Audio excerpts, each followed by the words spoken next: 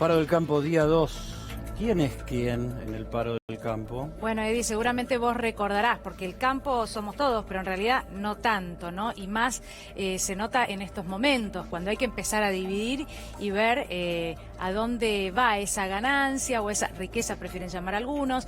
Lo que estamos viendo en pantalla, seguramente vos lo recordarás y muchos también del otro lado. Contexto diferente, un país diferente, podríamos decir, allí en 2008, donde aparecían estas figuras. Estamos hablando de Luciano Míguez en la Sociedad Rural, por parte de CRA, Mario Llambía, Carlos Gareto, representante de Coninagro, y Eduardo Bussi, que salió a hablar estos días también, pero en realidad manifestándose en contra de la medida de fuerza que se inició, Eduardo Bussi, que fue una de las caras más resonantes en ese momento. Ponemos una quinta persona que no era parte de lo que es la mesa de enlace o los representantes de las 4 entidades, porque era Alfredo De Angeli. En realidad eran 2 De Angeli, eran los mellizos. Alfredo De Angeli es quien finalmente, bueno, logra un mayor reconocimiento. Claro, se le cae diente en el medio de la medida.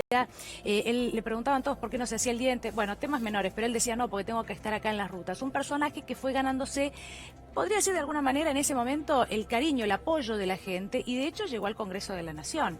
Pero ¿qué es lo que hay que decir de Alfredo De Angeli, hoy senador? Que en realidad, en algún momento, unos años atrás, cuando Mauricio Macri reinstala las retenciones, él en ese momento se manifiesta a favor. Y ahora cuando van y le preguntan a Alfredo De Angeli, quien, bueno, llegó a la política a través de este tipo de reclamo, ¿qué es lo que él dice? Bueno, el contexto es distinto, las circunstancias son distintas, pero no termina de explicar bien cuál es la diferencia, porque de hecho nos encontramos todos viendo cómo hacer para pagar una deuda grandísima que no sabemos cómo vamos a pagar. ¿Y hoy cómo es? Porque el tiempo pasó y las caras son otras. Así es. Bueno, los representantes hoy son otros. Daniel Pellegrina, por ejemplo, a cargo de lo que es la Sociedad Rural Argentina. Es quien dijo qué fácil es hacer solidaridad con el dinero de los otros, ¿no? Poco presente acá el tema de la situación social que estamos viviendo, de la deuda, por ejemplo. Nadie habla de eso, ahora vamos a repasar algunas declaraciones. Bueno, Jorge Chemes, representante de Confederaciones Rurales Argentinas, la CRA, ex diputado de Cambiemos, esto hay que mencionarlo si hablamos de quién es quién, cuál es su relación con la política y desde qué lugar habla, al igual que Alfredo De Angeli. El que sigue es Carlos Yanisotto, representante de Coninagro. En realidad fue un poco más crítico de lo que es la gestión de Mauricio Macri. ¿Qué es lo que le pasó a Yanisotto? Que en realidad ahí apareció Niclis, que es el vice de la entidad, a dar declaraciones también en estos días. ¿Y qué fue lo que dijo Niclis? Bueno, sí, hay un componente ideológico, claramente haciéndose cargo de una cuestión que no comparten con el gobierno de Alberto Fernández, que en realidad lleva 90 días, eso no se puede negar. Y por último lo veíamos a Chetoni. Bueno, ¿qué es lo que pasa con Chetoni en Federación Agraria? Que lo que muchos objetan, y lo han hecho ante los medios de comunicación, esto no lo digo yo, cómo es que llega a Federación Agraria, cómo fue su designación, la cuestionan, dicen que hubo una asamblea trucha, que hay federaciones agrarias truchas. De hecho, desde Federación Agraria Tandil, y seguramente después lo vamos a escuchar, y si no yo se los cuento, rápidamente salieron a decir que no estaban de acuerdo de ninguna manera con esta medida, de ninguna manera. Veamos si querés algunas repercusiones del paro del campo. Dale. El paro político del campo, bueno, ¿qué fue lo que dijo Brullaile, por ejemplo, en este caso, ¿no? Ahí lo estamos viendo, el exministro de Agroindustria. Los docentes también, no lo llevo a ver desde acá, pero dijo algo así como también fueron al paro y nadie decía nada en ese caso. Fue una entrevista que le dio a Juana Morín. Juana Morín, ¿qué es lo que le contesta a nuestro colega en ese momento? Le dice, bueno, pero hablamos de docentes que ganan 15.000 pesos, 14.000 pesos, le tira la cifra. Y ahí él, bueno, queda un poco dando vueltas porque, claro, es difícil explicar las similitudes, ¿no? Hay que tener ganas de comparar a los ojeros con los docentes, también se así metió es, ahí, Darío, así es. Y probablemente alguno recuerde, ¿no? Más de las frases y de cómo fue la charla, pero realmente un ejemplo malísimo. Un ejemplo malísimo. Un Todos ejemplo malísimo. tienen, lo decías, Dani, un poco sus internas en cada una de sus federaciones. Eso hace que, a ver, como Patricia Bullrich en el PRO quiere salir a decir, mirá que yo soy la agresiva y demás, para tener una referencia, cada uno en la suya también. El presidente de cada una de estas federaciones que no ande siendo agresivo, el vice va a decir, es mi momento, y se trata de posicionar Pero ahí. sobre todo en Federación Agraria, porque hablaron desde Tandil, bueno, de diferentes federaciones agrarias, y de hecho hubo que dar libertad de acción en Federación Agraria. Pasa que ejemplo, esos son los más chicos. Sí, ¿no? Claro, exactamente. Déjame que vea dos posturas bastante contradictorias que creo que en el fondo lo bueno sería que no se parezcan demasiado, pero canales colegas estaban presentando este tema como la rebelión del campo, que la verdad no fue, lo que pasó ahora no se mostró como una rebelión, la incidencia económica en el mercado de Liniers, en los puertos del interior, y que yo no fue muy grande. Y por otro lado, mi amigo, hoy a la mañana, Artemio López, salió con un tuit a decir, ya se está armando el plan de derrocamiento del gobierno. Creo que acá también hay como dos posiciones extremas, donde lo que hay que hacer es agarrar y decirle, muchachos, siéntense acá a la mesa, hay que sentarse a conversar, porque yo creo que pero el gobierno ya se sentó a conversar. claro, y le dijeron que no paraban.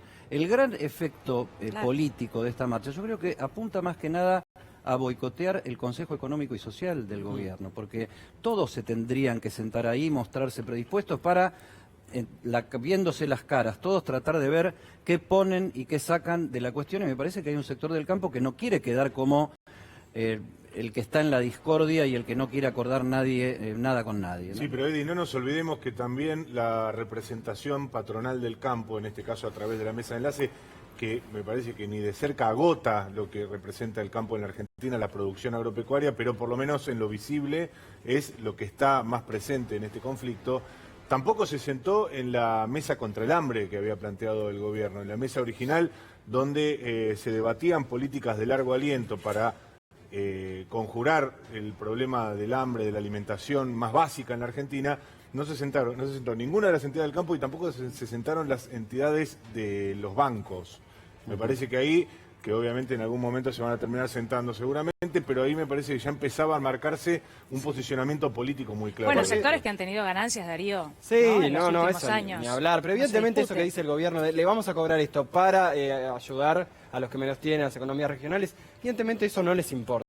Y la negociación, la que les, como bien dice Daniela, la que les dicen los sectores o estos representantes al gobierno es, esto es ideológico, nosotros estamos parados en un lugar, no me importa que me digas, esto es para las economías regionales que están mal, esto es para la gente que tiene hambre, esto es partidario, es obvio, es político, partidario, y es una negociación, una batalla, por decirlo de alguna manera, donde se presentan poderes de negociación, digamos, poderes políticos. Ahora, déjame que me quede con una cosa que le decía Roberto Lavagna a Berco en Brotes Verdes en el programa anterior, porque Roberto Lavagna era una especie de candidato puesto a presidir este Consejo Económico y Social que escuchara las voces de todos los sectores de la economía estructurada, desestructurada, popular, empresaria, productiva, de todos lados.